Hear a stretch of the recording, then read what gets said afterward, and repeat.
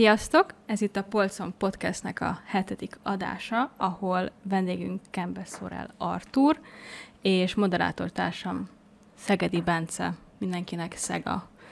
Ezúton köszönjük az Enterbárnak a lehetőséget, hogy ismét felvettük itt eme 7. epizódot. Ez egy nagyon szuperságos gamer bár. Köszönöm a meghívást. Köszönjük, hogy eljöttél. Köszönjük. Így csapjunk is a lecsóban. Milyen kapcsolatod van az irodalommal, azon túl, hogy egy könyv is íródott a kezed és fantáziád által? Hát ez nagyon vissza kell menni az ősrobbanáshoz, mert nyilván az általános iskola az egy meghatározó történet volt, ugye, de hát ezek a kötelező olvasmányok azért, tudod, az amikor valamire kimondják, hogy kötelező, akkor már is van egy hozzáállásod hozzá. Nyilván megpróbálod megkeresni a rövidített verzióját, szerencsére mindig is volt, de én meg inkább gyerekkoromban is már az voltam, hogy ha már meg kell csinálni valamit, megcsinálom.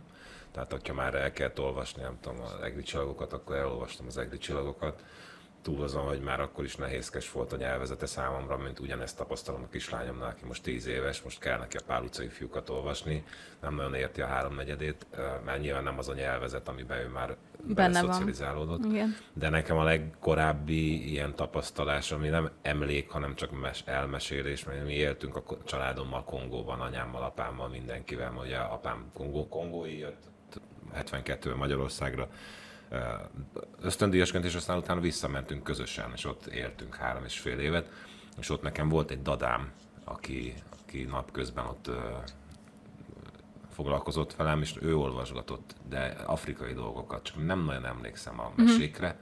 De aztán utána, amikor felnőttebb fejjel utána néztem, akkor ott ugye ezek a mesék, tehát afrikai irodalom viszonylag nincsen, mert ott azért tettek ott a gyarmatosítók egy picit ezzel ellen, hogy valaki egységfrontba tömörülhessen identitás szempontjából, de ott olyan jellegű mesék vannak, amik ugye nem tudom, egy ilyen tanmeseszerű történetek mindig, tehát a kisfiú elindul, és akkor nem tudom, megmenekül, és akkor utána végre hazaér, tehát van valamilyen ilyen edukációs célú. Ilyen szokásos, ilyen népmeseszerű. Az. Egy kicsit archaizáló ügy, de hogy izgalmas, csak nyilván nem az a pörgés, meg nem az a fajta irodalmi szerkezet, ami az ember szokva van. Hozzászoktunk. Ja, úgyhogy ott nagyjából akkoriban olvastam. Volt egy idő, amikor nagyon erőteljesen olvasgattam, de inkább önéletrajzi köteteket, kortást nem annyira. Ami meg nagy kedvenc volt. Én szeretek a nulláról valamit mindig elkezdeni, mert amikor már valami működik, az kezd így nem érdekelni. Úgyhogy ha valami így a nullán van, az oké, és nekem egy csomó olyan Robert Merl könyv van, ami tök oké ebben a szempontból. Tehát a Melville, nem tudom, védett férfiak, tehát valamilyen fajta ilyen önszerveződés, ilyen társadalmiság, meg ilyenek vannak benne. Nem tudom, hogy ez miből fakad, mert ez mondjuk nem tudom, 15-20 éve olvasgattam ezeket nagyjából. A mai nap meg egy viszonylag, ugye már én is azért felpörögtem, nem vagyok az a tipikus Z-generációs ember, hiszen 75-ben születtem, de hogy meg inkább boomernek tartom magam, de hogy az érdeklődő boomer, aki azért tudja azt, hogy hova tart a világ, és hát most gyakorlatilag csak elektronikus alapon olvasol. De sokat. És nyilván hírt, vagy tanulmányt, vagy ilyesmit, de nem biztos, hogy szép irodalmat. Tehát ilyen nagyon érdekes, átalakult ez az egész nekem. Hát kinek mi a zsánere? Ja. Azért ez elég szubjektív, mondjuk ezt nagyon sokan mondják, például, hogy most visszacsatolva az előzőre, hogy az egri csillagok, meg hasonlók, azok tényleg ez egy nehéz olvasmányok. Én például apám az egyetlen ember, akiről tudom, hogy azt hiszem az egri csillagokat vagy 5-ször olvastam, meg a Kőszívű ember fiait is, és így mondom, Jézus, ember, hogy? Nem, abszolút nem tudom. Mármint, hogy egy gyereknek az nagyon mocsok nehéz. Én most kezdem el, és a lányom ugye elkezdte olvasni a Pál utcait, ahogy említettem, akkor én is így beleolvasgattam megint, és így tökre tetszik. Tehát, de hogy meg kell hozzá érni. Az elején, amikor elkezdesz inni, akkor megiszod a boros kólát, aztán utána az más általától való. Igen. Hát Igen. igen. Mondjuk ez lehet azért is, mert ha sokszor romra teszi magát ilyesmire az ember, akkor nem akarja már többet meginni. Igen, rossz emlékek. De tényleg, hogy így most már így tudom is, hogy tehát be tudom fogadni, meg úgy izgalmassá tudom tenni magam számára, meg vannak a közegek, amikben játszódnak. Tehát kisgyerekkorodban, amikor ott a füvészkertről beszélnek, hol van az mi az egyáltalán? Amúgy igen. Tudod. Ja. Szóval ennyi. Mondjuk szerintem nekem az volt az majdnem az egyetlen ilyen kötelező, amit nagyon szerettem. Pál utcai Ezt nagyon fiúkat? szerettem. Kivel azonosultál? Hát... Boka. Nem, Tényleg? úgy, unironikusan a vörös inglégeseket így egyben csipáztam, mert igazából nem azért, a végén azért megvallják magukat, hogy amúgy ők nem is voltak olyan köcsögök, csak szimplán... Csak úgy Annyira nem, látszottak. csak- Igen. Teljesítettek egy szerepet. Hát, ott mindenki komolyra vett, ott nem volt lecapaca. Hát ott nem. Ja, hát ez izgalmas egyébként, de mondom, írtad nekem, hogy milyen témákról szeretném majd beszélgetni, hogy itt a kortárs, hogy miért ferdült el egy kicsit olyan irányba, amilyen irányba nem feltétlenül egészséges. Tehát Ja, szexuális igen, tartalmak, például, szóval- igen. Most nagyon De felkapott, ne és csodálkozz. Hát mindenki neten lóg. Mindenki neten lóg. Már csak a Igen. Tindert nézed, ott úgy repkednek a dickpikek az első mondatnál, mint én az őrület. tindereztem, és még egyszer sem jött velem szembe. Nem? Még nem. mert Ott nem tudsz ugye egyből képet küldeni. Igen. Át kell menni Instára ahhoz, hogy... Ja, hogy tapasztalat? kikereled, és... Hát de nekem van egy ismerősöm, Kocka, úgy hívják, hogy lány, mesterfodrász, és beszélgettem egyszer vele pont a Tinderről. Most bocs, hogy nem az irodalom, de hogy ez így teljesen. nagyon izgalmas, és az első azt mondja, hogy annyira problémás a kommunikáció, tehát nyilván azért lenne tök jó, hogyha olvasnának az emberek, és nem csak a nem tudom, híreket, mert abba is rettenetesen fogalmaznak az újságírók, pont most olvasgattam Ja, reggel. igen. Borzalom. De hogyha tudnának kommunikálni, akkor rögtön nem így kezdenének el beszélgetni egy vadidegen nővel, hogy szia, anált szeretet. Tehát 3 szóval Igen. de nullázza le saját magát, és azért kéne szerintem olvasni, mert legalább a szókincse megvan. Tehát Igen. mert mindenkinek ugyanaz a vágya, tehát nyilván legyen egy partnere, nyilván legyen testiség, meg stb. Ja. De addig, amíg elipszilonnal írják a nem tudom, a hajat, meg Jaj. az olyan libidorontó, érted? Nincs Igen. az Isten, hogy te megenged, hogy hozzád nyúljon. Igen, nem vagyok egy nyelvtan náci, de ez engem is nagyon Én nagyon triggerelt. az vagyok egyébként. Én rettenetesen tehát meghalok, amikor tudod. Megkóstoltad? Anyád. Hát hol? Nem? Tehát és akkor így rád ír egy űrge, aki egyébként tetszik, meg minden, és akkor csinál egy ilyet, és attól elmegy az életkedved mindörökké. Beállsz apácának inkább. Igen. Mint hogy ilyeneket olvas. Hát igen, én imádom a francia stand-upot, nézem is, és van egy lány, aki... És tehát ahhoz, hogy megértsél szofisztikáltabb humort, ahhoz is olvasni kell. Sokat. Hogyne, És igen. például van ez a lány, nem tudom, Sonja Dütelnek hívják, és akkor mondta, hogy az egyik ilyen előadásán, hogy volt olyan érzésed, amikor ránéztél valakire, hogy na ő az, és hogy úgy is néz ki, és megvan a kémia, stb. És megszólal. Megszólal. És Igen. Ja. De hogy ezt látom, hogy legalább itt mosolyra csalta, Igen. de hogy van, aki így néz tovább. Igen, és? Hát, mi már hülye bunkó a hangja, nem tud Igen. fogalmazni. Igen, De Így, mit, így besül az arcod, hogy Jézus, ez történik, és így. igen, és hogyha mondjuk olvasol, és te olvasod, nem kell Dostoyevskit olvasni feltétlenül ahhoz, hogy olvasottnak számítsál, szerintem. Elég, hogyha olvasol. Igen. Akkor nem fordul elő olyan kérdés, mondjuk én nem tudom, 3 vagy 4 évig csináltam a Jobban Rozmannak a nem tudom, melyik dokját, és akkor megkérdezi valaki tőlem, hogy te és egyébként te tényleg orvos vagy? Tudod, és hallod, mondom, de ez sose baj, hogyha mondjuk olvasol, és akkor utána kiderül, hogy ugye vannak emberek, akik eljátszanak szerepet, de ezt még kell megmagyarázni. Nem? Nem is értem, a Han Solo-tól nem kérdezte, vagy nem tudom, hogy tényleg Igen. Jedi vagy. Azt Nem. mondjuk nagyon kemény, igen. Úgyhogy izgalmas. Szerintem ott azért az intelligenciát, vagy legalábbis a kognitív képességet tudja egy kicsit növelni azt, hogyha valaki elolvas egy oldalt valamiből, valaha az életében. Ja. Ez biztos hozzátesz. abszolút. De ez nagyon sok téren is meglátszik. Én alapból kétkezű melót végzek, kertépítéssel foglalkozunk, és mi például, mikor olyasmi meló van, hogy tudunk hangosan, mert mondjuk nem gépek szólnak, vagy ilyesmi, akkor hangos könyvet szoktunk hallgatni, vagy vitákat, társadalmi kérdések, stb. Ilyesmiket szoktunk hallgatni, mert a rádió egyszerűen a lelkedet megeszi. Legalábbis én nem tudok rádiót hallgatni, mert olyan borzalmas, hogy a semmit mondó dolgokról utána semmit mondó reklámok, semmit mondó zenékkel, ez nekem nagyon sok. Ja. És mikor volt egyszer egy hely, ahol dolgoztunk, és így lehettem megrendelni, hogy mi ez a fos, amit hallgattuk, és így ember, hát...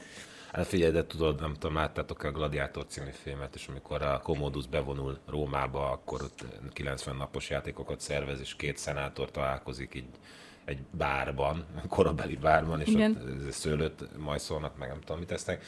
És akkor mondja, hát az egyik, hogy hát okosabb, mint gondoltam. Azt mondja, hát figyelj, de Róma nem a szenátus márvány lépcsője, hanem a Kolosseum homokja. És innentől kezdve ugye márvány lépcsőben mindig kevesebb lesz, mint homokból. Persze. És akkor a homokot kell valahogy ellátni, locsolgatni vízzel. Igen. És nyilván a televíziók, rádiók, stb. Azok mind arra mennek, ami a nagyobb tömeg, hiszen a nézettség az egy nagyon fontos, hogy persze, hogy leviszik a színvonalat, nyilván van benne valami felelősségük, hogy mégiscsak mi az a szint, ami alá nem megyünk, de én el tudom képzelni, hogy majd lesz még menekülő ember, nem tudom, láttátok ezt a filmet Schwarzeneggertől, hogy már bebörtönzött bűnözőket kiengednek egy játéktérbe, és vannak vadászok, akik rendesen levadásszák őket, és aki túléli, azt megszabadul. Tehát azért már tartunk ilyen irányba. Lehet, hogy mint az éjjelzők híradalában. Igen, ugyanaz. Igen. Szóval szerintem nem mindegy, hogy milyen szintig tolod le az inger küszöböt, és akkor onnantól kezdve már felmerült az a kérdés is, hogy miért van erre igény. Ja, hát igen, hogy felhígul a kortárs irodalom amúgy. Igen, de azért van, nem igény van rá, hanem erre, tehát nem úgy van, hogy nagyon sok ember azt mondja, hogy szeretnék ilyeneket már olvasni, írjon már valaki ilyet. Hanem az első ember, aki ír egy ilyet, és úgy látszik, hogy működik, és elad egy raklapot belőle, akkor a második is meg fogja írni, meg a harmadik, és onnantól kezdve a palettád megvan. Pont ugyanaz, mint a rádiók zenei kínálata, senki ne képzelje el azt, hogy megkérdeztek bárkit is azzal kapcsolatosan, hogy milyen zene szóljon benne. Persze. Egyszer csak azt kapod, és akkor így meghallgattad 17 egyszerre, és akkor tök jó, mert akkor megszereted. Tehát ez a bevésésnek a klasszik folyamata. Nem tudom, én nagyon félek, hogy előbb-utóbb eljutunk oda, mint van a Hülyék paradicsoma című film. Az egy vígjáték, de nagyon szomorú. Mármint arról szól, hogy egy ilyen katonai kísérletben el akarnak hosszabb időre, pár hónapra hibernálni embereket, hogy katonák majd akkor legyenek bevethetőek, amikor utána felébresztik őket, és 500 évvel később ébrednek fel, és egy ilyen abszolút agyhalott világba érkeznek be, ahol ilyen póverétszerű itallal locsolják a földeket, mert hogy a szponzorálja, meg itt tudom én, és akkor ilyen nagyon abszurd dolgok vannak benne, egy full vígjáték az egész, de hogy ki tudja, hogy eljutunk egyszer egy ilyen szintre. Hát én gondolom, hogy valamilyen apokaliptikus helyzet lesz, mint a Mad Max. Ja. De nem feltétlenül atom miatt, de hogy visszatérek az olvasáshoz egy pillanatra, hogy ugye, hogy miért fontos, az is felmerült kérdésként. Igen. És pont a lányommal vagyunk ilyen csörtében, mert hogy akkor most inkább, tehát a Pár utcai fiúk, igen, az egy... A Monstre olvasmány, ő azt rövidbe akarja elolvasni, ne hülyéskedjen, mert ekkora betűk vannak benne, még animáció, vagy micsoda, ilyen kis rajzok. Kis illusztrációk is vannak benne. Azért nem biztos, hogy azt nem tudom hány oldalt nem lehet még elolvasni. Napi 2-ben, tehát nem kell többet olvassál, de egyébként meg, ha rövidet olvasod el, akkor hogy fogod elképzelni azt, hogy mi történt, meg mit élt meg ilyesmi. Egy nagyon emocionális kislány. És mondom, hogyha elolvasod azt, hogy ez történt, meg az történt, meg az történt, mert egyébként egy Oscar-díjas filmnek a történetet is 2 percben el tudod mondani. Persze. Nagyon röviden az egész forgatókönyvét. Mondom, nem fogod átélni az egész ügyet. Ki lesz a szimpi, ki lesz a nem szimpi. Nem tud azonosulni, igazából nem lát eleget a karakterekből. Hát igen, meg hát belül kell. Nem mondja már meg más, hogy én mit gondolok, vagy ki a szimpatikus. Már ebből az jön.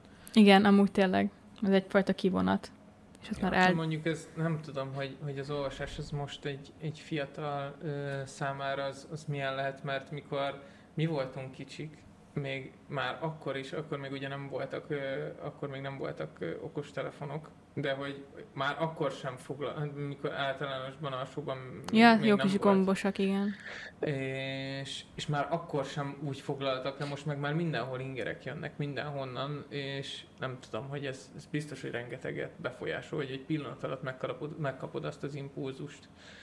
Hát ez ugyan, beszélgettem egy barátommal, aki játékfüggésről dumáltunk, és úgy mondta, hogy milyen összefüggés van az agresszióra való hajlam és a játékfüggés között. Ez egy nagyon érdekes összefüggés. Pont a Belgrádban volt egy iskolai mészárlás, és pont ezzel kapcsolatosan. Ja, arról hallottam, igen. Ja, és hogy a gyerek ott is játszott, közben az apja elvitte még azért lőtérre gyakorolni, etc. És aztán utána bement a suliba. Nyilván abuzálták, meg bullying, meg minden, és akkor ott szétlövöldözött mindenki. De hogy a srác, akivel dumáltunk, az mondta, hogy ő szímszezett nagyon sokat, és nagyon durván egy másik haverjával, tehát hogyha az egyik az nem tudom, főzött, a másik meg takarított, meg stb. És hogyha meg akar tanulni autószerelni, akkor azt megtanulta holnapra. Tehát, és ő fogalmazott úgy, hogy Szerintem az instant élmény, vagy az nem igen, tudom, hát ilyesmi, a sikerélménynek azt hajszolja. de hogy az nagyon gyorsan megvan, igen. Nem úgy, mint a való világban, hogy akkor azt 2-3 évig tanulod, már arra sincs idő, hogy megtanulja egy szakmát. Igen. Tehát innentől kezdve miért lenne arra ideje valakinek egy elolvasni egy könyvet, ha meg tudja szerezni, nem tudom, egy YouTube videóba 13 perc alatt, és akkor pipa. Igen, igen. Hát nem tudom, szerintem amúgy ez eláshatja egy idő után az irodalmat, mondjuk az a szituáció, ami most fejét ütötte így a könyvpiacot illetően, most nagyon nagy felháborodást kavart. Ezek a törvények, hogy például most a napokban kaptak a kiadók is, és az írók is 4 pontos kérdéslistát, és köztük van az, hogy ahol például öncélú a szexualizálás, azok a könyvek vagy nem kerülhetnek ki a könyvhétre egyáltalán, vagy be is kell őket fóliázni, tehát ilyen szempontból is már megy a cenzúra, meleg karakterek sem lehetnek a könyvekben, meg azt is már meg akarják szűrni, hogy milyen könyvek kerülhetnek a könyvtárakba, tehát lesznek olyan könyvek, amiket teljesen elásnak. Aha, ez izgalmas. Igen. Hogy mit nevezünk öncélúságnak, az egy másik kérdés. Tehát nem is tudom, hogyha most Freddie Mercury önéletrajzáról beszélünk, akkor az mitől öncélú? Nem, mert ugye ezt ideig se zavart senkit. Boy George karaktere nem zavart senkit. Hagyd ne soroljam, hogy ki nem zavart senkit. Meghallgattuk a zenéjét. Senki. Az akkori korszakban igazából ez volt, az ilyen szexi dolog voltak, ugye, mit tudom én, Axl Rose, meg mit tudom, szóval rengeteg olyan zenész volt akkoriban, akire azt mondták, hogy na. Persze. Ricky Martin, etc. Hát érted, ott mindegy, nyilván én értem ennek egyfajta üzenetét, de nem biztos, hogy tudok vele azonosulni minden áron, mert hogyha én azonosulok vele, akinek ilyen családi háttere van, akkor itt van egy kis gond ugye az egóban, vagy nem is az öntudatban, meg a személyiségemben, mert az egy kicsit skizoidát tenne. És engem zavarna bárki más is, aki másképp néz ki, másképp gondolkodik, vagy más orientáltságú. Szóval ez egy izgalmas. Nem értek túlzottan ezzel egyet, de hát nem én vagyok a döntéshozó. Hát az biztos, meg aki ebben a titulusban van és meghozta ezt a döntést, sokan megkérdőjelezik, vagy invalidizálják a helyzetét, mert hogy elvileg túl idős, és hogy nem igazán tudhatja, hogy mit akarnak mondjuk a mai fiatalok olvasni.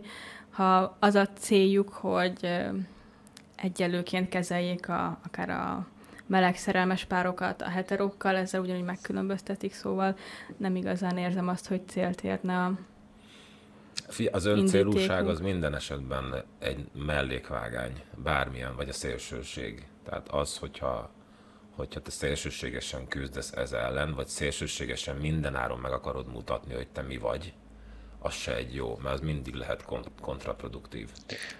De ezt megint pont azt akartam mondani, hogy igazából egy bizonyos részével én egyet tudok érteni, viszont hogyha ezeket behozzák, akkor hol a határ?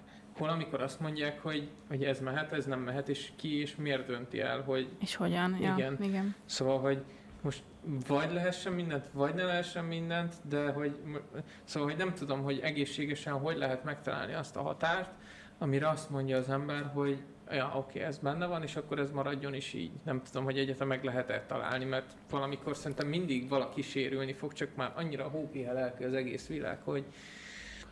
Ja, hát ez a piszi, nem, ezzel már nem tudsz mit csinálni, ez már itt van. Igen, ezzel elég oda erősen, kell figyelni, masszívan. persze, mindenre oda kell figyelni, kit hogy szólítasz, meg hogy írsz róla bármit, hogy nyilatkozol bármit, socialbe, hogy mit mondasz, mert azonnal letilt. Igen. Nekem volt egy esetem, van ez a Whisperton nevű gyerek, és akkor Igen, ott coming jó kis out ton. és akkor így egy tök kultúrát reakció videón volt, nyilván szarrá tiltotta minden. De Tényleg hogy az volt ilyeneket csinál? nem tudom, hogy ő-e, vagy ki, vagy a rendszer, de nyilván az algoritmusnak a figyelmét is fel lehet hívni, de hogy én nem szeretek úgy fogalmazni senkivel kapcsolatosan, hogy megbántsam minden áron. Az, hogyha van egy éle, az egy másik ügy. És akkor ott annak az volt az éle, hogy a coming out-ra miért van szükség az egyértelmű dolgoknál. Jaj, mármint, hogy akkor volt egy óriási hullám, hogy azért annál a srácnál tényleg, úgyhogy most... Igen, és akkor utána csináltam egy videót, hogy én a coming out-oltam, hogy félig afrikai vagyok. Remélem, megsokkolódtak az emberek. De hogy érted, és tudod már, hogy ennek is az a lényeg, hogy amikor Ricky Martin coming out-olt, akkor az úgy azért meglepett. Persze. Mindenki, volt néhány százezer nő, aki öngyilkos lett, a másik elmegyógyintézetbe került, stb. Az coming out volt. Senki fel se tételezte róla, bár lehet, hogy voltak feminin jellegei, de a kisrácról azért ezt azért lehetett feltételezni, és nem azért, mert pejoratívet beszélek róla, hanem azért, mert egyértelmű jelei is érte, vannak. hogy... Persze. Tehát, úgyhogy, szóval azt gondolom, hogy meg a vita kultúránk is, hogy olyan ügy, ami szerintem olvasottsággal, és megint hozzáteszem, nem annak aranyinát kell olvasni ahhoz, hogy kultúráltan tudjál vitázni, hanem olvassál, hogy fogalmazni képes legyél, és ne föntről lefele kommunikáljál, hanem szemtől szembe kommunikáljál, mert általában az vagy, aki hangosabb, annak van igaza, de hát ez nem mindig így van. Ez igaz. De hát az, hogy nem olvasunk, az ott is megmutatkozhat, annak a negatív oldala, hogy nem tudják definiálni az érzéseiket, nem tudják elmondani, és igazából, ha visszatérünk, hogy például mostanában nagyon sok olyan könyv jelenik meg, ahol egy adott tevékenység van a porondon, és mintha csak az lenne a mozgatórugója a fantáziának, ugye itt a szexualitás, meg ez a tanár-diák kapcsolat, normalizálják, meg romantizálják, és ezeket a könyveket 12-14 évesek is olvassák már, és bennük meg az lesz akkor a norma, hogy bármikor összejöhetek a matek tanárommal, és akkor jön mi ha az? Börtönbe akarom juttatni. Igen. Már nem azért, de hogy ez szerintem nem ettől függ már, mint hogy most őszintén 13-14 évesen biztos vagyok, legalábbis aki nézi, biztos vagyok benne, hogy volt egy olyan tanárnő, akire minden srác azt mondta, hogy húha. Hát szóval... jó, de attól függetlenül, hogyha van olyan tanár, aki kihasználja a sziktut, és az a lány azt hiszi, vagy fiú, azt hiszi, hogy ez igen, normális, mert a könyvekben ezt tudom, olvassa. Hogy nekünk biztos, hogy eszünkben nem jutott volna, hogy mi borzalom, hogyha nem tudom, ránk mozdult volna egy tanárnő. Neked nem, neki a BTK azért. Na igen, ezt mondom, hogy itt nem erről van szó, hanem inkább csak mert szerintem abba az irányba megyünk el, hogy úgy normalizáljuk, hogy mint hogyha mindenféle téren ezt el kéne fogadni, közben azt kéne mondani, hogy ez nyilván nem oké, csak az, hogy az a gyerek fogja fel, hogy amúgy nem oké. Nem az, hogy most lehet, hogy rohadtul nem lesz egy egész életre szóló trauma, de mondjuk ezt nem lehet tudni, de hogy ez csak normális mederbe kéne, hogy amúgy nem normális feltétlenül, csak... Nem baj, hogyha a gyerekükkel beszélgetnek a szülők. Hát ez nagyon hasznos dolog lenne. Bármit olvashat, el is hiheti, meg stb. De hogyha nem osztja meg ezt otthon, akkor lehet, hogy tévútra tér az élete, meg már mellékvágányra sodródik. És nekem pont volt egy ilyen eset, hogy elmentünk egy meleg bár mellett a lányommal külföldön, és akkor rákérdezett, hogy a bácsi miért van tangában, magas sarkúban, hát azért, mert így szeret lenni. És tudod, nem hosszabbítottad tovább, mert hogy akkor kezd el más kombinációs készség előjönni, amikor elkezded elmondani, hogy és egyébként ez így nem normális, meg úgy nem, hagyni kell a francba. El kell mondani neki, ő így szeret, én meg rendes alsógatját hordok, és nagyjából ennyi az ügy. Még akkor is, hogyha voltam egyszer 3 évig az őrültnök ketrecébe a szobalány, tudod, attól még nem változott meg az identitásom. Nyilván édesapám afrikaiként azért furcsán nézett erre, mert ez az egész kérdéskör kint Afrikában egy nagyon, nagyon sarkalatos ügy, és ott nagyon, nagyon strikt reakciók vannak rá. Tehát itt azért van hol küzdeni az elfogadásért, és az nem feltétlenül Európa.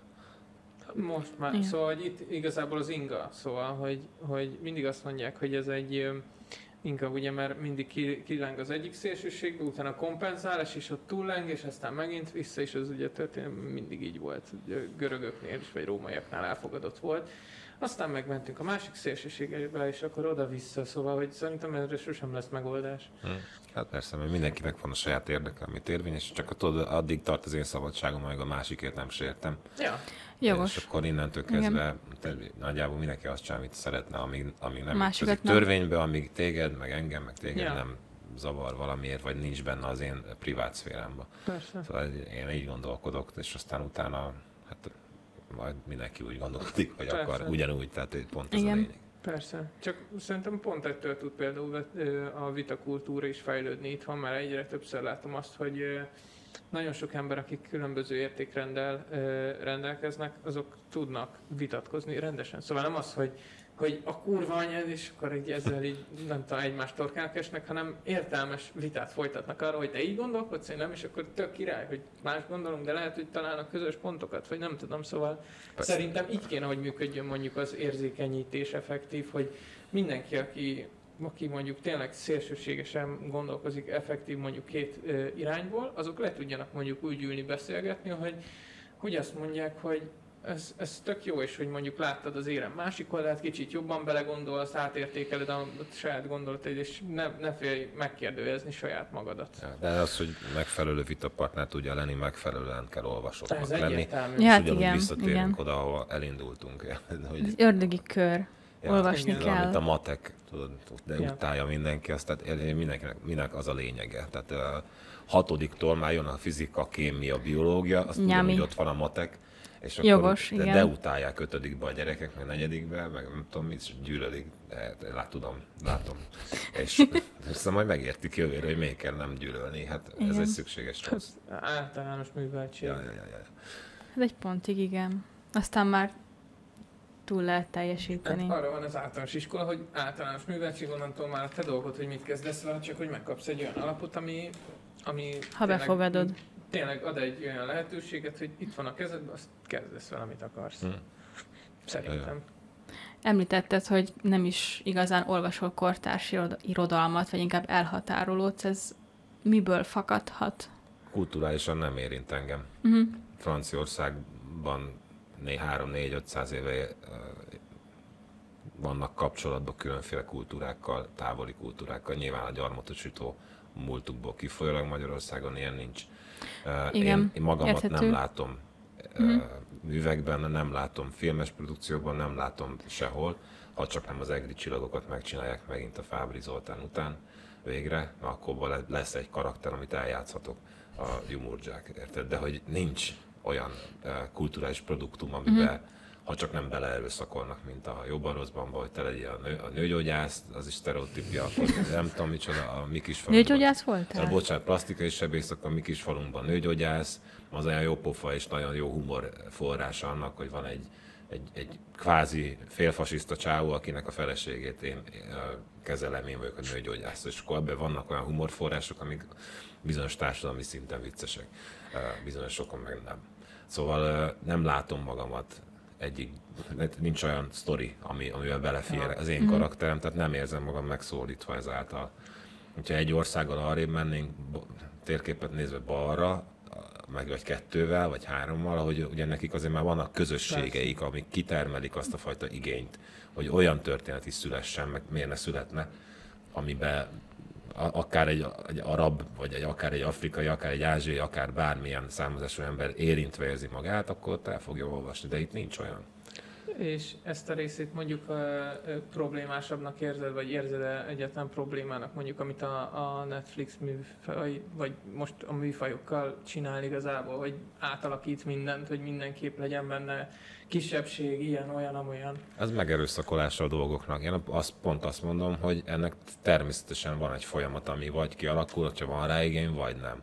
de az, hogy minden áron megcsinálni, nekem ez egy nagy segítség, mert nagyon sok nemzetközi produkció van, ahova kell egy ilyen ipar. Bár így adaptálnák a magyar filmgyártásba, és akkor lenne egy kötelező kvóta. Ők lehet, hogy... Most már mint ahhoz, hogy ugye Oscar jelölést kaphasson idéntől. Mindenki benne kell legyen, igen. Szerintem ez megerőszakolás az egész műfajnak, meg a hófehérke, tehát a klasszikusok, meg minden.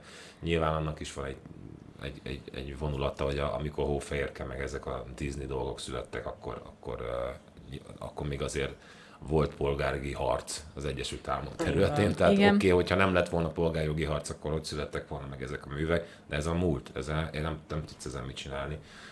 Ki kell alakítani a saját kulturális közegedet, hogyha tudod, és a saját érdeklődési körödben, vagy ismeretségi körödben, vagy ismert emberségi körödben kell mozogni. És akkor lehet, hogy abban megtalálod az utadat, de hogy ezt megerőszakolják így, hogy legyen benne egy... Ki akarják kényszeríteni, mindenképpen kapcsolódni tudjanak a más etnikumú fogyasztók, de...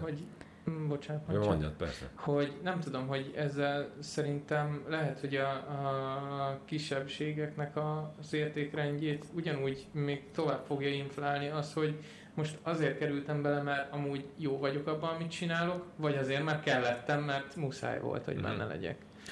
Igen, ez nehéz, mert hogyha valaki tényleg művészember, az mindenáron azt akarja, hogy szükség legyen rá. Az a kérdés, hogy minden áron legyen ez szükség rád. Tehát ez egy ilyen ördögi kör, de közben meg abból élsz. Tehát, hogyha meg nincs lehetőséged, akkor visszakerülsz ugyanoda, hogy akkor be kell álljál megint vendéglátózni, talán lesz valami casting, akkor végre kaptam szerepet, ott hagyom a vendéglátót, akkor megint forgatok, vagy színházazok, tök mindegy. Ez egy olyan ördögi kör, amiben nagyon nehéz így kitörni, ráadásul ebben a kicsi piacban, ami Magyarország, mint folyamatosan ugyanazt a 19 színészt látod mindenhol, nagyjából olyan, mintha nem lenne más, pedig van 16 000, 18 talán, nem is tudom mennyi. Színész? Elég sokan. Jó, hát sejtettem, hogy több van, mint amennyit látok, de azt nem, hogy ekkora lehetne amúgy a merítési. Hát csak ahhoz az melós, hogy menjél utána, nézzél előadásokat, menjél a pincékben, nézd meg 2 személyeset darabokat, és akkor utána látszik, hogy basszus, ez a gyerek, ez ügyes, ez kéne. Tehát nyilván vannak olyan rendezők, akik már ebbe az irányba mennek, tehát nem a mainstreamet csapolják le egyfolytában, és akkor mélyebbre nyúlnak, és tényleg érdekli őket a tehetség, meg ki mit tud. De hát ezek olyan emberek, akik rátették az életüket erre a pályára. Tehát én nem tettem rá, én tök véletlenül keveredtem bele, éppen ezért is tudom könnyebben elengedni azokat a dolgokat, amik nem jön, akkor nem jön, csinálok mást. De ők nem így működnek, ők minden áron rátették az életüket x évtizedet arra, hogy ők ezt szerepeljenek, és tehát nagyon érdekes, hogy nem is tudják elengedni, meg nem is tudnak másról gondolkodni. Pedig ők azért föl tudják fejből mondani az összes verset, ami létezik az országban, olvasottak, stb. Tudod, de közben nem tudnak belőle megélni minden áron. Szóval ez így izgalmas. A hivatás, meg az elhivatottság. Igen. És visszatérve ahhoz, hogy kötelező kvóták vannak, annál nagyobb baromságot nem láttam. Tehát idáig is tehát kimagasló tehetsége voltál megáldva, vagy bármilyen átlagnál jobban eltérő tehetséggel, akkor belekeveredhettél dolgokba. Nyilván nem látok rá Amerikára innen. Meg lehet, hogy ott mások a belső társadalmi feszültségek ilyen szempontból, de hogy akkor is egy rossz irány az, hogy kötelezővé teszünk valamit, mert abból nagyon sok... Nem érződik az erőltetettség szerintem. Igen, meg lehet, hogy ott vannak tényleg ügyes emberek, de hogy már prekoncepcióval lépsz a moziba, már prekoncepcióval olvasol egy könyvet, már prekoncepcióval csinálsz egy csomó dolgot. És ez nem olyan oké. Tehát ez olyan, mint tudom, amikor úgy nézel meg, hogy ahhoz képest nézel meg, vagy olvasol el bármit, hogy mi a kritika róla. Ja. Tehát megengeded, hogy más mondja meg, hogy neked ezt hogy tetszeni. Mit kéne gondolnod róla. Igen. És el se olvasd. Tudod, és akkor el se olvasod. De hogy miért mondja, hogy mi vagyok én, van robot, tudod, hogy be vagyok. Mondjuk igen. Na, szóval izgalmas. És szerinted a kortárs irodalomban csak nem mernek nyúlni abba az irányba, hogy más etnikum felé, vagy nem is akarnak nyitni a másik felé? De most Magyarországról beszélni, miért nyitnának? Hát nem érintettek egyáltalán. Ja. Nem gyarmatosította szét Afrikát, vagy a világot a Magyarország soha. Egyébként úgy tudtam, és lehet, hogy most nem feltétlenül igaz, de hogy olyat olvastam, hogy Magyarországnak volt gyarmata egyszer, de még az osztrák-magyar monarchiában és Ázsiában valahol.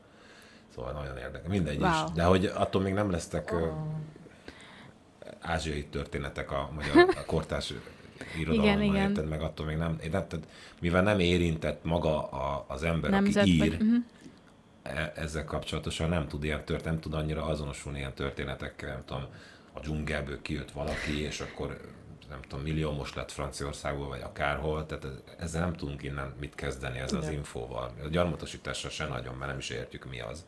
A franciák nagyon szépen értik, a belgák, portugálok, hollandok, angolok, spanyolok, hagyd ne soroljam. Ja. Ha már amúgy is itt van az asztalon a könyved, amit nem olyan rég írtál.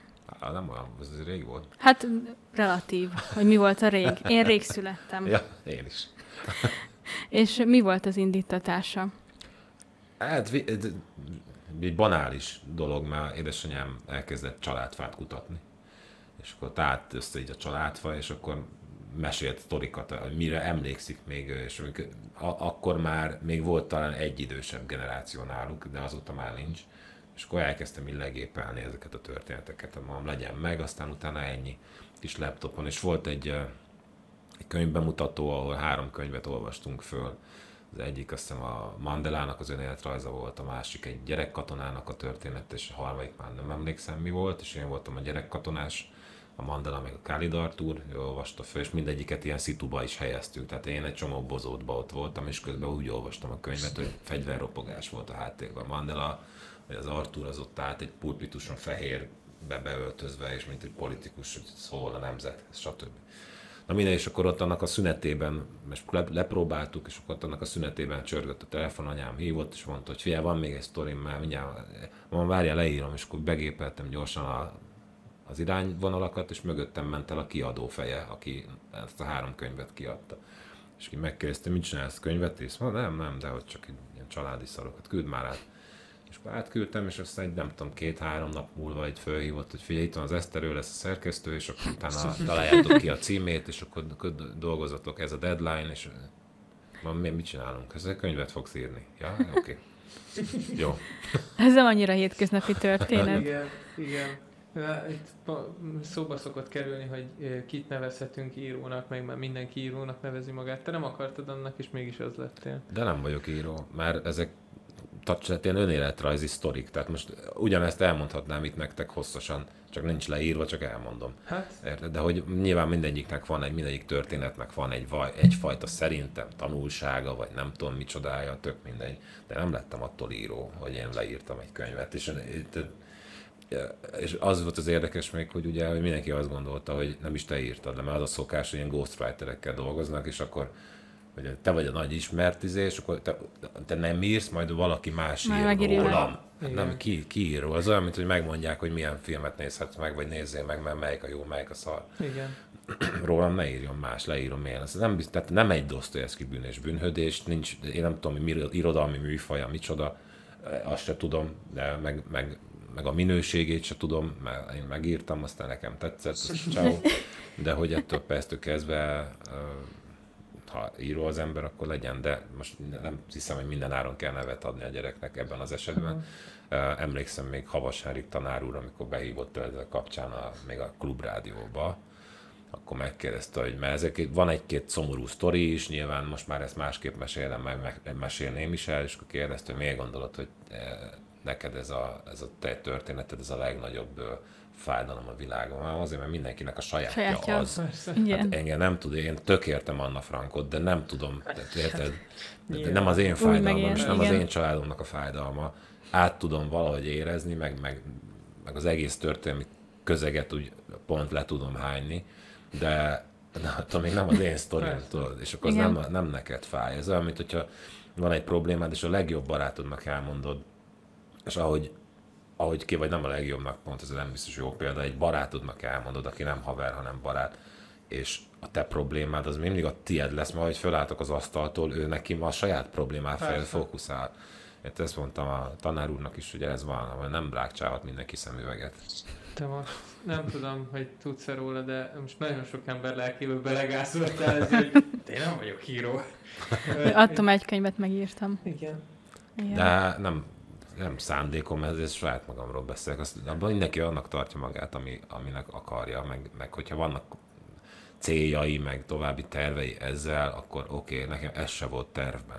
Csak hogy rádakaszkodott egy kiadó. Volt egy szituáció, és azt mondtam, hogy miért ne? Hiszen érted, hogyha írtál egy könyvet, ültettél egy fát, van egy gyereked, már pipa megvan a világban, amit le kell tenni az asztalra, és aztán ez már kész. Már fát is ültettem.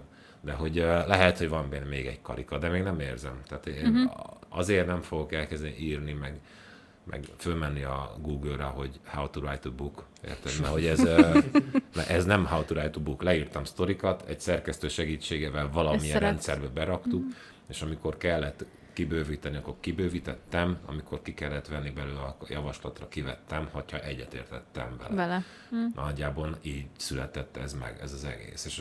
És pont a szellemiségéből fakadóan, mert én azt gondolom, hogy itt ülök, én ugyanúgy tartom magam magyarnak, mint kongóinak, meg stb. És pont erről szól a címe is, Gulyásleves négercsoport, pedig nem biztos, hogy mind a kettőre egyből arra asszociálunk, hogy egy magyar étel, pedig az. És pont ez a cucc. Meg hát van annyira ilyen blikfangos, meg figyelemfelkeltő, de először azt hitték, hogy szakácskönyv volt. Vagy szakácskönyv, egy csávó az elején, jól mondom, de nem így van.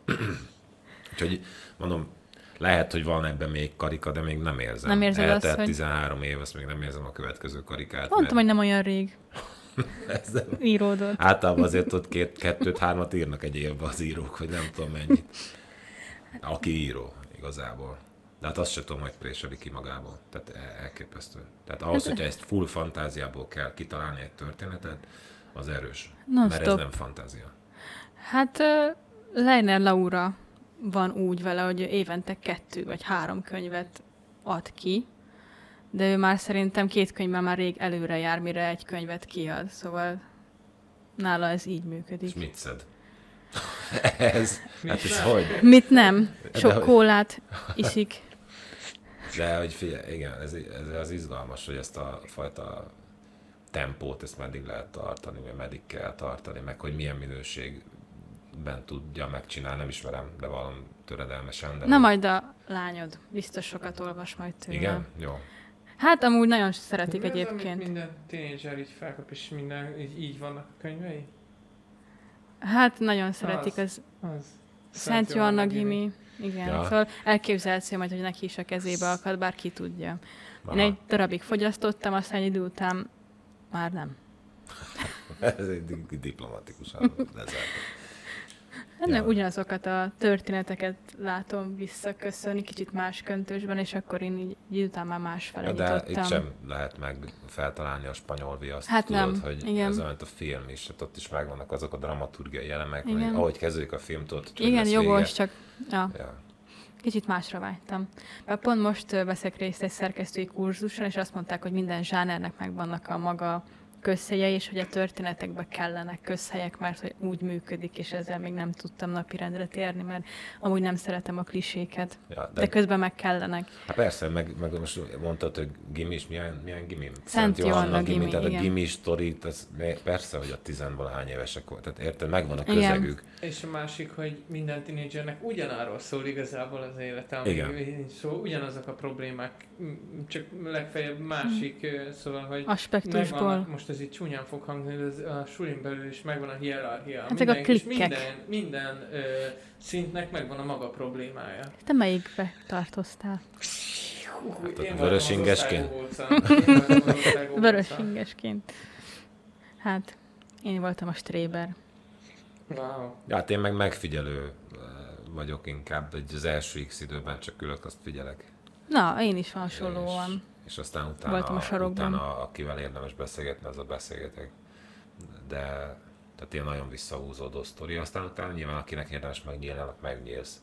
De igen. Pont ezért gondolom sikeres lehet ez, mert csomóan azonosulnak fel. És ide visszatérünk, hogy miért nem olvasok kortást, mert én nem tudok, nem tudsz vele azonosulni. A Szent Joanna Gimi is diákok, nem? Ja. Van cserediák program. Hát az én időmben ez a kifejezés még nem létezett meg, ez a kifejezés.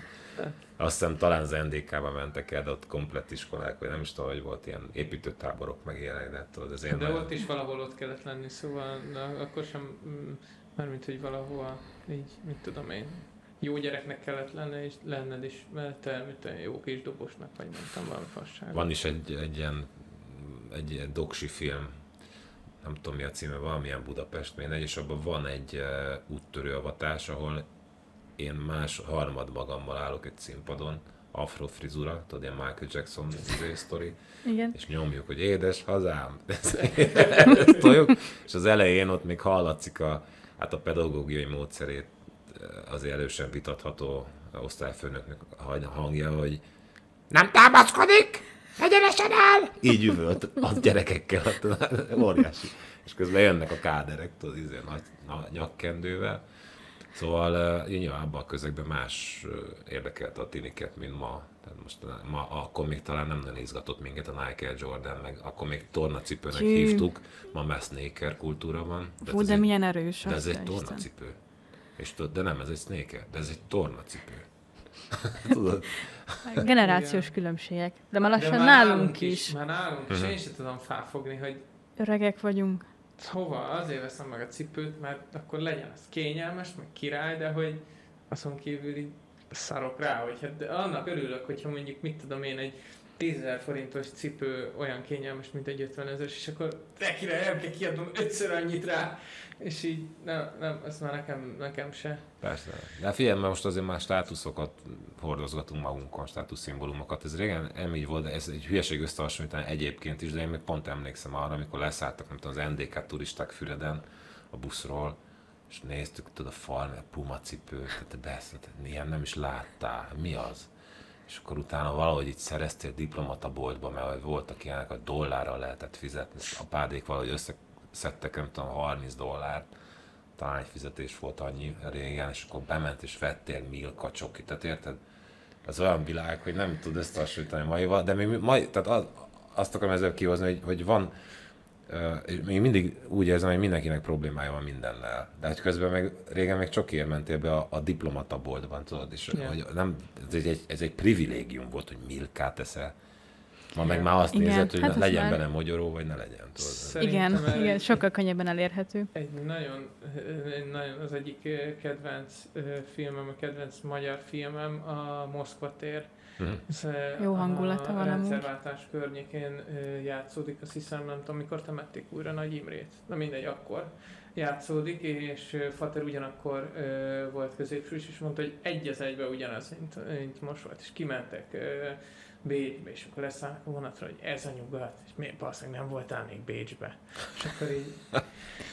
Nickelsdorf a legjobb, az első település volt, ami elháttal a magyar határt, csak akkor még Győrig volt az autópálya, és onnan így le kellett így menni a mellékutakon, és akkor nem tudom, kilométerenként kis katonák megállítottak útlevél ellenőrzés volt, fél év múlva vagy egy év alatt kaptál útlevelet, még azt a nagy kéket lapozgatták benne a pecsét, meg minden másképp nézett ki, és akkor megérkeztél Nickelsdorfba, tudod, egy tanyára, és totál kész voltál, hogy úristen, traktora van a parasztnak, tudod, tehát durva, és azért néhány helyen az a különbség még ma is létezik. Hát, nagyon erős. Fú, múltkor nem is tudom, hogy hol voltunk, és akkor jöttünk rá, hogy Istenem, mennyire borzalmasan vízfejű, szóval, hogy nyilván érezni ezt így is, úgy is, de hogy amikor tényleg, mit tudom én, elmész keletre, vagy mit tudom én, gyönyörű helyek, de azt látod, hogy így kiugrik a szemed, hogy azért ez kemény, baszki. Hogy egy országon belül milyen óriási különbségek vannak. Attól függetlenül, hogy tudod, amikor ezzel ugye közvetlen kapcsolódsz, az megint egy teljesen más dolog. És visszatérve megint az olvasáshoz, hogy ezek a különbségek generálják azt is, hogy van, aki olvas, és nagyon sokan nem. Hiszen a prioritás micsoda, hogy elolvass egy könyvet? Nem. Az a prioritás, hogy egyél, igyál, valami fedél legyen a fejed fölött, meg kifizetésd a számláidat. És aztán utána jön az, hogy majd ha van időd, akkor egészségesen iszol, meg van rá pénzed, aztán utána mozogsz is, és tudod, hova sorolódik a könyv. Meg hogyha meg kell venni egyet, nézve mennyibe kerül, és akkor azt fogják mondani, hogy nem veszek könyvet. Persze. Mert hogy 6000, meg 5000, meg nem tudom hány. Hát lassan az lesz az alsó hang egyébként egy-egy könyvnél. Az enyém még mennyi volt? 2009-90? Igen, pontosan annyi. Ja, az még, de 11 éve. Vagy 13, bocsánat. Szerintem most talán e-bookok vannak ennyiért. Aha. Szerintem. Tehát régen még ki lehetett nyomtatni, és egyébként óriási volt, mert a Vörösmarty téren volt a könyvhét megszervezve. Szerintem még most is. Igen? Szerintem, Aha. igen. Na igen. és akkor volt egy standja a kiadónak, és Igen, mondom, igaz. szerveztem egy olyat, hogy csináltunk gulyáslevest. Egy De nagy vagány. kondérba Meg szereztünk négercsokot. négercsokot. Most már nagyon szart, régen a 80-as években sokkal jobb ízű volt, most már kegyetlen rossz. De mindegy, és akkor jött egy szenegáli dobosbrigád, meg a profik, és eljött Baja Bea. És ezek fél órát próbáltak, és letoltak egy koncertet, úgyhogy a szenegáli nem beszélt magyarul, és klasszikus, Zseniális. tehát nem nyolcakban gondolkodik, zenei ütemben tök másképpen, és afrikai zenére magyar népdalokat énekelt Baja Bea. Zseni. A király. Így álltak az emberek, döbbenten nézték, hogy hány hétig próbáltak. Hát ma fél órát kb. Zenész mindegyik. Hát bennük volt. Ja. Hát, ja. Úgyhogy nyilván abban a nagy eufóriában felmerült, hogy kéne folytatás, meg volt is ötlet, hogy akkor legyen valamilyen, ugye nyilván a kulturális hátteret megőrizve egy házas pár elutazik valahova, és ott az álmukban, a Szantéria világába kerülnek, és ott vannak istenek, mert ott van a részeges isten, meg a nőcsábász isten, meg minden, megvan, de hogy ezt érted, ez egy olyan történet, amit úgy ki kell találni, ne legyen benne hiba. Mert nyilván, hogyha van vele hiba, oké, van egy szerkesztőd, aki segít, de hogy azért ez egy meló. Ez Nagyon nagyon nagy. durva egy meló, Persze. ami fiktív dolog, az nagyon durva egy meló. Egy leíró, az egy másik ügy, az más, mennyire tudsz fogalmazni, tudsz-e pontos helyet ellipszont írni adott esetben. Igen. És akkor innentől kezdve ez egy másik ügy, de figyelj, fantáziára bízni. Tehát itt csodálkozok olyanokat, Harry Potter, hogy a francba találtak ki. Hát és ugye egy Pedig van, aki komplet- azt mondja, hogy nem is egy nagy durranás. Te. Hát egy Igen. komplet világot kitalálni úgy, hogy átgondolod, hogy miért, hogy miért nem működik az elektromosság, miért nem, és akkor ilyen Hát mit mindenre tud- gondolni igen. kell, hogy mire gondolhatnak majd, hogy akkor, és ez hogy van megoldva. Hát minden meg miért. kérdést meg kell válaszolni. Igen. Nekem van egy ismerősöm, az amerikai követségen dolgozott, nem tudom milyen pozícióban, és ő írt egy könyvet, a rinocérosz terápia az volt a címe. Egy ilyen bűnügyi ügy, hogy nem tudom, a rinocérosznak a tülkét, tudod, azt levágják, igen. és akkor abból Ja. általában valamilyen afrodiziákum Igen. van, mindegy. És a srác azt mondta, hogy figyelj, én úgy kezdtem el írni ezt, hogy fölmentem a Google-ra, és azt kérdeztem tőle, hogy how to write a book, és azt betartottam. És ciao. És egy tök jó, ilyen élvezhető könyvet csinált belőle. Egy magyar közegben, Ez nyilván kemény. óriási állatkertből eltűnik a rinocérosz tülök, vagy tulok, vagy nem tudom, hogy az ormány, vagy mi az igen. az a kemény cucc a fején. Úgyhogy ez tök élvezhető volt. És nem is volt benne még egy kanyar. Azt mondtam, ezt megcsináltam, az ciao, tök jó. Pipa, meg vagyunk, tudod. A kíváncsiság. Igen, de meg az, hogyha valamit muszájból csinálsz, tehát hogy muszáj ki préselnem magamból Még egy 2-3 könyv, egy igen. évben, az úgy nem tudom, hogy milyen lehet lelkileg az a fajta nyomás. De hát ez ugyanaz, mint a péknek muszáj bemenni, az kenyeret sütni, lehet, hogy ez egy meló. Hát az R.R. Martinnak is azért nem jött össze ugye normálisan a Trónok harca, mert ugye Ja, meg volt befejezés? írva, meg volt írva, és akkor ugye mentek, és akkor hát még nincs vége, de a sorozatnak menni kell, mert már annyian nézik, és olyan óriási hype van, hogy ezt nem lehet így annyiba hagyni, és akkor lehet valamilyen vége, úgyhogy még nincs megírva a könyvnek a többi része, és így És nem is lesz? hát én nem tudom, hogy most az mi meg hogy van, majd valószínűleg, ha meg nem hal, akkor megírja, de Szép kilátások. Na látod, amikor muszájból kell csinálni, az nagyon nehéz. Én ismerem nagyon régóta az Irigy Hónagymirignek a brigádját. Jaj, rajtuk nőttem fel. Ilyen baráti a viszony, és ők, amikor volt nem tudom, melyik csatornán volt a Mirigy Show, amikor csinálták, hogy ilyen hülyességeket csináltak orva-szájval, mindent, és akkor azt mondta, hetente vagy 2 hetente volt adásban. Azt mondta, az első, nem tudom, 2-3 hónapban nem volt olyan veszélyes, de amikor már ugye beindult ennek hatására a zenekar, turnéztak, plusz még ki kell préselni magukból a blődebbnél blődebb viccet, meg minden, hányszor öltöztek már nőnek, meg nem tudom, Vazul néni, meg etc. Hogy Igen. azt mondja, a végén kínszenvedés volt, és szarpoénok jöttek már nyilván, amikor már tudod, úgy ültök 5 órán keresztül, hogy nem jön a poén. És hiába ittátok már meg a világ összes italát, ami a környéken, szedtetek be mindent, de nem jön a poén. És akkor ott hagyod, másnap valamilyen poén kipréselődik, és akkor működik. Én valahogy így látom ezt, amikor valaki kényszerből, vagy az van, hogy le kell adja 3 kéziratot, Hát de érezni is, hogy mi az amikor autentikus valami, és zsigerből jön, meg mi az, amikor már ez bele van erőltetve, és hogy az már nem az, ami ő igazából csak amilyennek lenni kéne, és így gondolja, és hogy akkor valami legyen. Ja. De a zenénél például szerintem nagyon durván felismerhető, hogy mikor van az, mikor egy zenekar már csak azért csinál zenéket, mert hogy hát kéne valami. Igen, és ezért zseniális ez a kis srác, ez az Azaria. Ja. Ez micsoda? Szerintem erről érdemes példát venni mindenkinek, mert mindenki, tehát azzal már nem tudsz mit kezdeni, hogy a gyereked nyomogatja a telefont, és egyfolytában neten van. Mondjuk, hogy mennyi ideig a net, oké, azt tud, de hogy ebből még meg is éljen. Na, az az okos. Igen. És hogyha ezt kitalálja, és hát a gyerek így csinálta, kitalálta. igen. YouTuberként kezdte. Meg óriási szerencséje is volt. De érzéke is van hozzá. Persze, én ezt aláírom. Magát a műfajt, meg a zenét nem igazán csipázom, viszont nagyon elismerésre. Nem a te stílusod, de... elismerésre méltó, amit óriás, nem? Hát meg lehetett mutatni azt, hogy igen, oké, hogy ez lehet káros is, ez az egész online világ, de közben lehet elképesztő profitábilis, mint ahogy most az itt meg ülünk.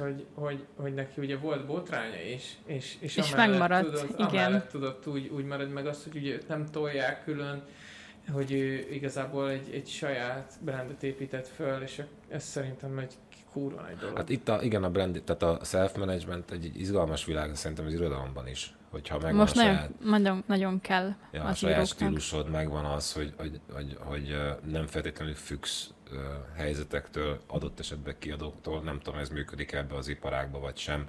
Is. De inkább függnek. Aha, szóval lehet, hogy ez a függőség, hogyha elmegy, akkor lehet, hogy megnyílik egy olyan piaci szegmens, ami működtetheti jobban. És akkor mivel sokkal nagyobb a paletta, amiben választhatsz, az úgy oké. Én nekem például most volt egy ötletem, de azt már más írta meg, de rólam és a lányomról mintázta. Nyilván az én ötletem alapján, de hát én mondtam, ezt nem tudom meg, egy gyerekkönyv, ami mesekönyv igazából. De nyilván ez is egy olyan ügy, hogy jó, már mindent csináltam, és akkor csinálunk egy mesekönyvet, és tudod, hogy nem tudom, de hogy így, de tök jó, mert ilyen, nagyon ilyen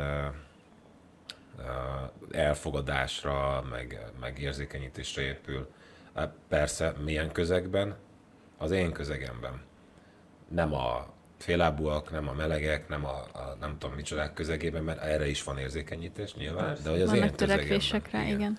És ugye itt visszatérünk oda, hogy akkor miért nem olvasok kortárs. Kortárs irodalmat, magyar kortárst, igen. Kinek a küzdelmét olvassam, mert nem az enyém. Mindenkinek a sajátja, igen. Jó, hát így már értem, egészen más aspektusból világítottál rá. Milyen könyvet ajánlanál a hallgatóságnak? Ha tudnának nyitni. Mit olvastál legutóbb például? Várjál. Ugye említetted ezt a rinocérusz. Rinocérusz terápia, az szerintem az zseniális, de hát hogyha már klasszikus, ez most kortársnak számít talán, most szerintem még éven belül történt. Akkor még igen. De az Alphegyező. De megint ugye milyen közegben van. De ez nem baj. Bolond Alphegyező. Mondjuk én nem olvastam még. Azt is betiltották egyszer, tehát valahol, és aztán mégiscsak csinált egy kis sikert magának, mert érdekes a történet, de hát nekem is volt gondolatom az, hogy ezt lefordítjuk, mert ha még franciául van, akkor már is több embert érint. Ja, és végül elvetetted? Igen. Hát úgy vetettem el, hogy amikor megtudtam, mennyien fordítják le, akkor elvetettem. Ja, mert pont most van egy írókörösünk, aki mondjuk ő saját magának is angolra fordította le a kéziratát, és most küldte ki 3 brit kiadónak, és csak ennek apropóján, hát, hogy miért vetetted angol is el. jó. Igen. Hát azért, mert matek. Igen. Tehát most nem fogok irodalmi, én beszélek franciául, angolul, de nem irodalmi, tehát nem vagyok fordító. Tehát lefordítom úgy, ahogy tudom. De hát akkor rá kell még engedni majd egy lektort, nem tudom micsodát, talán még igen, kell egy lektor. Az AI-t is még rá kell engedjem, tehát nem, az nagyon sok idő, meg energia, és hogyha meg profival csináltatod, hát akkor ez meg rengeteg millió fölötti az összeg, igen. És nem tudom, a határidő az, mikor 6 hónap múlva találkozunk, tehát így gondoltam, igen. Akkor most azon még várunk egy kicsit, de mondom, az Alphegyezőt, meg ezt a rinocérusz terápia, az zseniális, ez nekem óriási. Tehát így. Na látod, van egy könyv, amit érdemes elolvasnod. Nem tudom, van-e még valami? Hát szerettem volna ezzel a könyvajánlósdival zárni a beszélgetést. Köszönjük, hogy elfogadtad a meghívást, és megosztottad velünk a saját Hát én köszönöm, hogy elmondhattam. gondolataidat. Igazán nincs mit. És köszönjük az Enterbárnak, hogy ismét felvettük ezt az epizódot itt, a Gamer Bárban. Szeretném még valamit hozzáfűzni. Sziasztok! Dobjatok egy követ, és iratkozzatok fel. Ja, tényleg, Mindenképp. Azt a ezeket végére ott nem szabad kihagyni. Pedig még nem álltunk rá erre, hogy ilyeneket. Nem álltuk, megkérjük, hogy csináljon egy ilyen, a végére egy ilyen plakettet. Hát meg folyamatosan kell egy ilyen kis logót, tudod. Igen. Tényleg, az a kis csengő, vagy miért? Yes. Tököm az. Igen.